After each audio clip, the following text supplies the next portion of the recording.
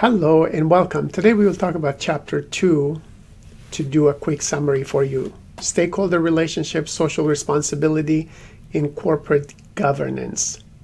When it comes to relationships in business, keep in mind relationships are associated with both organizational success as well as the misconduct of individuals and managers as well as organizations.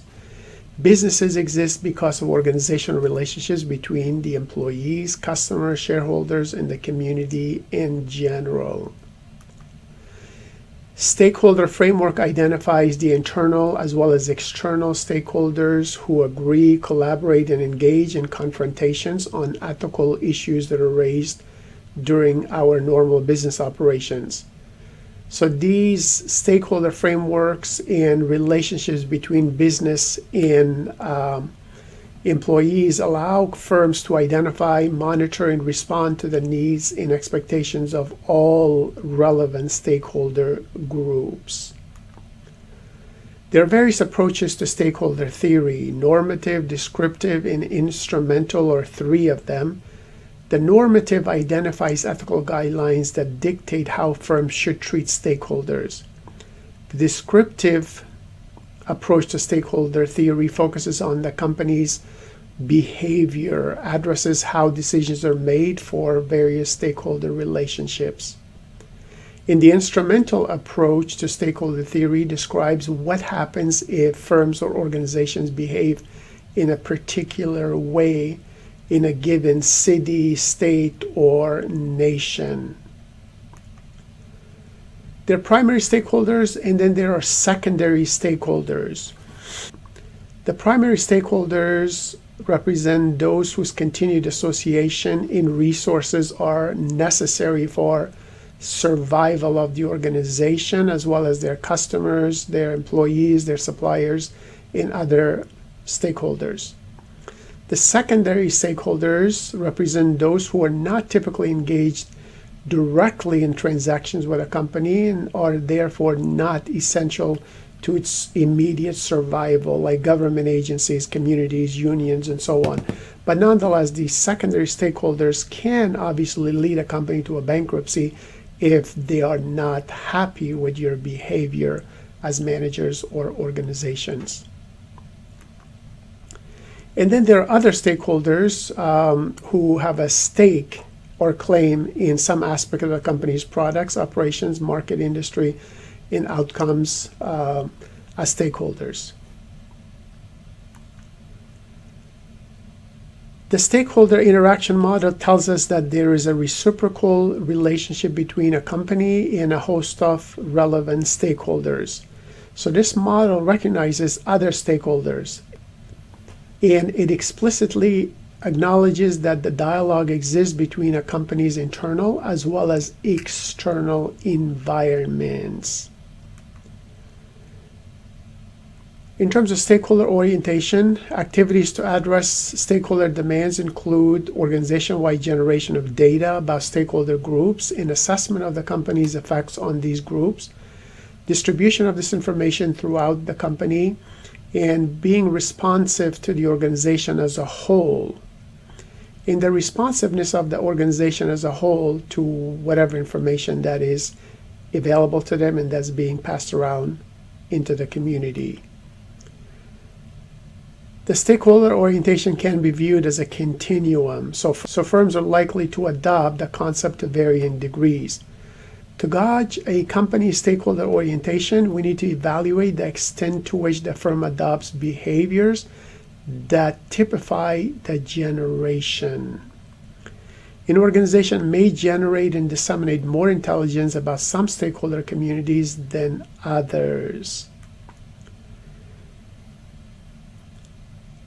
In terms of social responsibility and business ethics, we need to keep in mind that it is an organization's obligation to maximize its positive impact on stakeholders and minimize the impact which can be negative.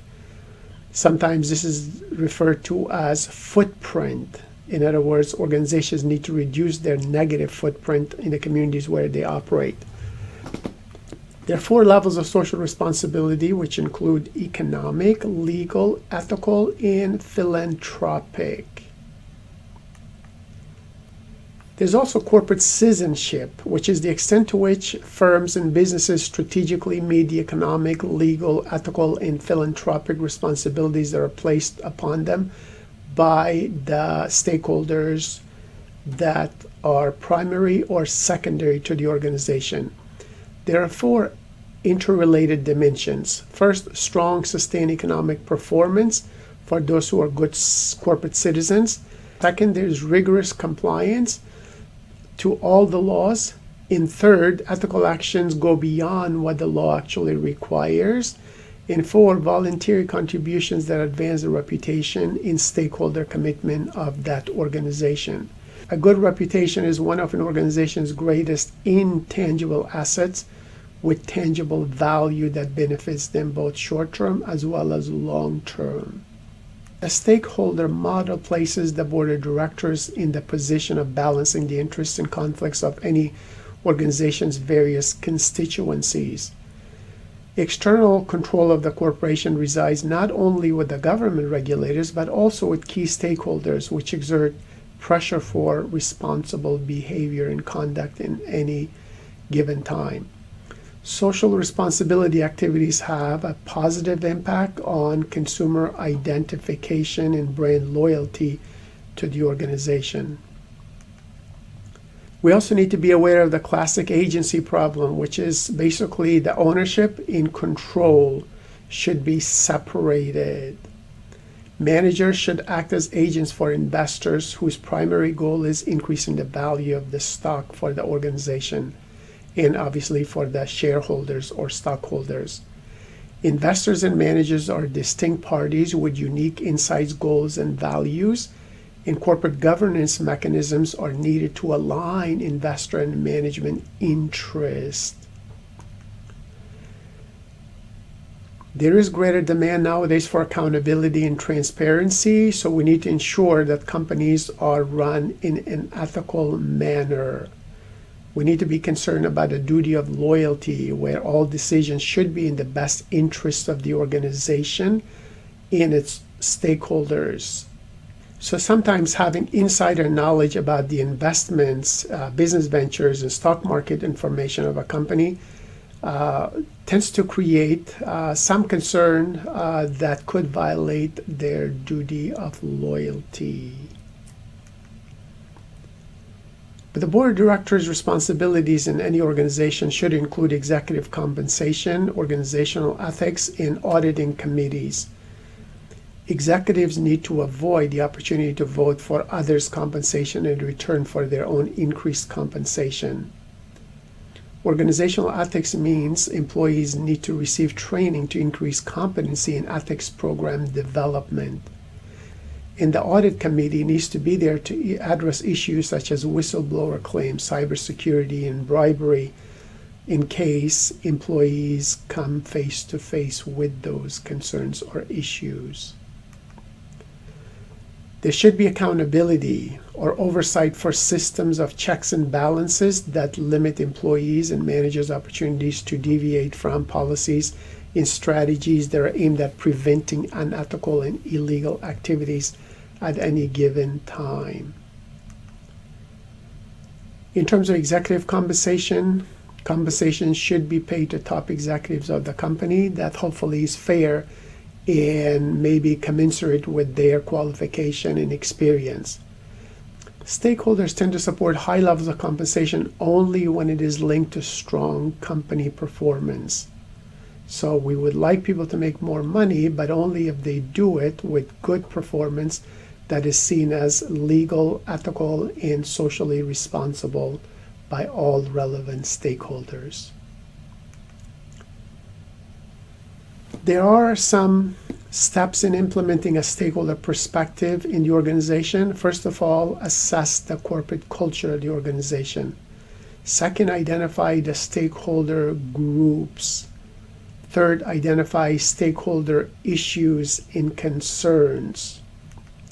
Fourth, assess organizational commitment to stakeholders and to social responsibility.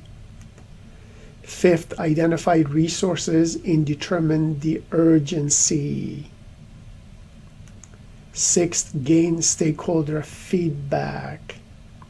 You can do a general assessment of a company as well as its practices, or you can have a formal research which may be conducted using focus groups, observations, and surveys.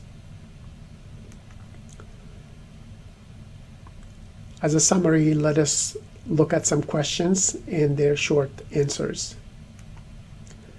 What is stakeholder theory and why is it important? Well, stakeholder theory basically says you need to be concerned about primary and secondary stakeholders, and these are your customers, your employees, shareholders, suppliers, community members, government agencies, special interest groups, trade associations, mass media, unions.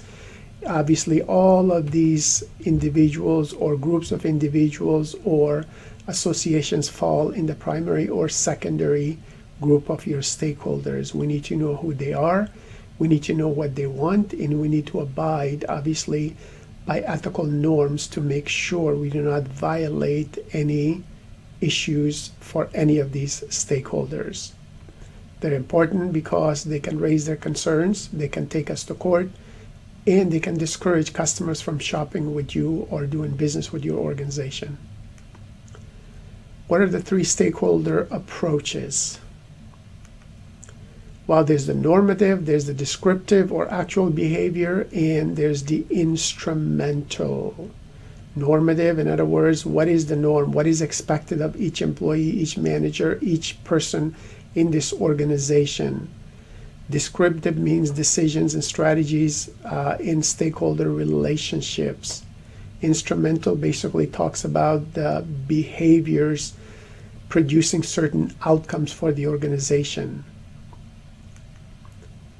What does it mean to be social responsible and to whom? Well, social responsibility basically means being a good corporate citizen, having a positive reputation, protecting your consumers. Our actions should be sustainable and not leave any negative footprint in the community. And we need to have a corporate governance group that balances the interest of the stockholders, the employees, the managers, and the customers, the government, the union, and all other relevant stakeholders. What are the 4 levels of social responsibility? The 4 levels of social responsibility are economic, meaning we need to do good business, quality business to survive. We need to make money in order to be sustainable. We need to be within the law. We need to be ethical, and we need to be philanthropic and maybe help the community as well. What are the current topics in governance? Well, some of the issues relate to executive compensations, board composition and structure, CEO selection, how we terminate people in succession plans for management positions or senior professionals with any organization. Other issues relate to compliance with government regulations and reforms in organizational ethics programs and being transparent in everything we do in any of our branches in the organization. How is the stakeholder perspective implemented? The stakeholder perspective is implemented by assessing the corporate culture, identifying stakeholder groups, identifying stakeholder issues and concerns, assessing organizational commitment to social responsibility, identifying various resources, and determining the urgency with which we need to take action, and gaining stakeholder feedback all along the way. Good luck. Remember, ethical behavior is a skill, so please evaluate and improve your own ethical muscles all the time by making good decisions. You can do it. Good luck. You need to manage and guide yourself effectively. It is then and only then that you can manage and guide the behaviors of others in the society. Good luck.